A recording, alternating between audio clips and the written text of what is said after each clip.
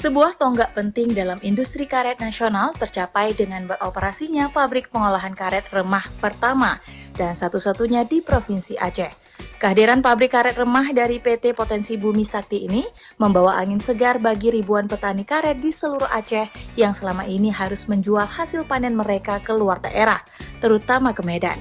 Dengan kapasitas mesin terpasang sebesar 5 ton karet kering per jam atau 10 ton karet basah per jam, pabrik yang berada di atas lahan seluas 25 hektar di Kecamatan Woila, Kabupaten Aceh Barat ini menargetkan pengolahan hingga 100 ton karet kering per hari atau sekitar 30.000 ton per tahunnya.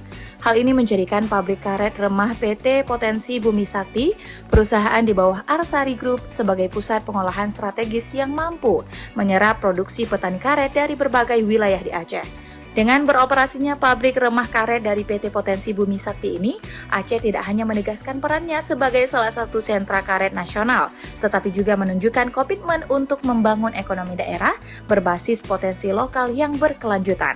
Gubernur Aceh Muzakir Manaf dalam sambutannya menyambut baik kehadiran pabrik ini dan menurutnya ini adalah langkah nyata dalam membangun kemandirian ekonomi Aceh. Pemerintah Aceh sangat mengapresiasi inisiatif dari sektor swasta seperti PT Potensi Bumi Sakti yang berinvestasi di sektor real dan memberdayakan petani. Dan alhamdulillah pada saat ini tepat waktunya untuk kita mendapatkan pekerjaan kepada pemuda-pemuda Aceh.